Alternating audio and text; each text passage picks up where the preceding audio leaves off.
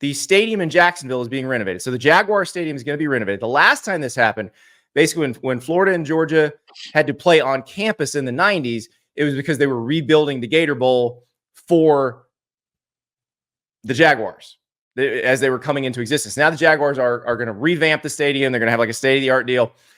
And so the initial thought a few years ago when we found out this was going to happen was, oh, they'll just go back to campus. And I remember talking to somebody on both sides of the table there, and that it was explained to me that no, that's not how it works, because right now, the way the deal is with the city of Jacksonville, Florida and Georgia make more every 2 years doing it this way than they would if they did a home and home. So it's a lot more. It's almost like having a home game every year. And so what they're doing is they're going to do one game in Atlanta and one game in Tampa. And the plan, I would imagine, and we'll see, because the leadership may change, but I don't think this plan is going to change, is they're going to try to extort Jacksonville to pay up to get it back, because it's probably going to go well in Atlanta. It's probably going to go well in Tampa. And they're going to say, hey, Jacksonville, you want it back, you pay up. Hey, Atlanta, you want it, you pay up. You did Tampa, you want it, you pay up. That's what's going to happen. But we did get a couple questions about that, and I was glad to hear it, because it makes sense. So Keeley asked this one, with news of Georgia and Florida doing neutral site games in 2026 and 2027 as opposed to Jacksonville, how worried should we as college football fans be that we will continue to have neutral site playoff games? I know these neutral site games are huge moneymakers for the school, but we as fans know playoff games on campus will be electric. My hope was the decision makers will see that this year, but with the revenue sharing to athletes coming, I worry schools will take any money grab they can. No regular fan will ever be able to attend 3 neutral site games in a row. And then our friend Auburn Elvis, similar question. How long do you think it will take before playoff teams 1 through 4 get their games moved to on campus? And Ari, I really hope that this is not a trend. And look, Florida, Georgia has been a neutral site game for most of its history. That's fine. Keep that, Texas, Oklahoma, whatever. I don't know about you. I think when we see these first round games on campus, we're going to go, why on earth are they going to bowls after this? Yeah, well, the question that I have back to you, though, is that, like, when in this sport has the right choice been taken over the more profitable one? But I'm not sure this is more profitable, because you're outsourcing it to a middleman. So, because you can control all the sales and everything, and you can demand, because you make a change, you can also demand more from TV. TV actually would like the image of the on-campus game much better too. So I think there's a way to make it equally profitable. At least I hope so. Because I think you're right. I think that has to happen before they do the right thing. Yeah. If they get the money right, I don't see why they wouldn't do it. Especially because in all of sports, outside of the Super Bowl, the games are played on a home field or a home court. Yeah. And the thing about college football that I think is probably not a debate and just a fact is that their home atmospheres, traditions, idiosyncrasies are the best in sports, right? Like, I don't know if it's the closest thing to European soccer that we have here in terms of the tradition aspect of it.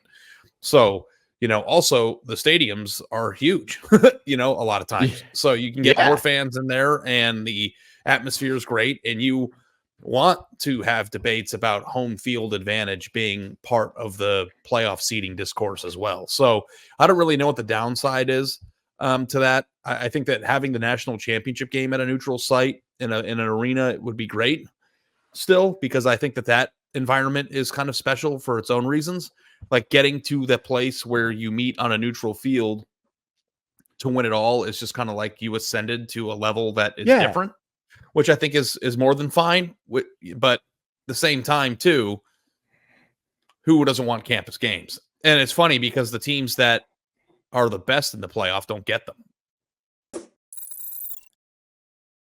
Go to PaniniAmerica.net if you want to start collecting. We've been ripping packs all week. the best sports cards in America. They've got these incredible, series that with an NIL where they've got Arch Manning. Ari's got a Caleb Downs autograph card. I think he's gone to go get a card now. We pulled in a Rondé Gadsden, the second autograph card out of a pack yesterday. He's playing for Syracuse right now. So go to PaniniAmerica.net. You can look up your team. You can get a team set. But we're gonna rip a pack of Luminance right now and just see what they get. You guys at this point know how the game is played. Just yell it out in your car. If you know where this person went to college, I think you know where this guy went to college, and I think they'd love to have him this weekend. Saquon Barkley, Penn State, yeah, played for them the last time they beat Ohio State. Yes, which is weird. That should be something that you're fighting to earn, is the right to play on campus, the right for your fans to be able to have an easy trip. Like the number one seed this year, their fans, let's say the number one seed is Oregon and they win the Big Ten. The first place their fans are going to go isn't Eugene. It's going to be Pasadena. That's not cheap. That's asking a lot. And then you're going to ask them to go to Dallas or Miami. And then you're going to ask them to go to Atlanta if all goes well. Now, the thing that scares me, and this is true, but it's true for the first round games, is we've gone to a lot of college places before, right? The infrastructure in a lot of these towns is not very good. So, to me, I feel like finding a hotel room in somewhere around Pasadena would almost be easier than trying to find a hotel room in State College. You know what I mean? They're going to do the, but Penn State fans who goes to all the Penn State fans who go to that game are season ticket holders. They go to 7 of those a year. They know what they're doing in State College. They already have plans. They already have a way to go. Yeah. It's not like a neutral site where everybody's coming in new and nobody does. I don't know if that's actually true though, because isn't the playoff going to be happening in the middle of the semesters and all the kids will be off of campus at that point? Great. So they can Airbnb their apartments. It'll be even cheaper. Yeah. Somebody was talking about, I think even at the Athletic, about the logistical disaster it's going to be at places that are pretty small. And it's not because they do 7 of them a year already. How is that game going to be any different than some other game? If a quarter of Beaver Stadium doesn't get to just go home because they're not in their dorms anymore or the semester's over and the dorms are locked, they might have to make an exception or something. But if you add a quarter they can figure that out. It's their school. Yeah, I'm sure they can figure it out. We've unlocked the dorms. Congratulations. So I think they'll figure that part out. I think the students, especially a great student section like Penn State, a great student section like Texas A&M, they'll figure it out. I don't doubt it. Great point. Less students equals more parking.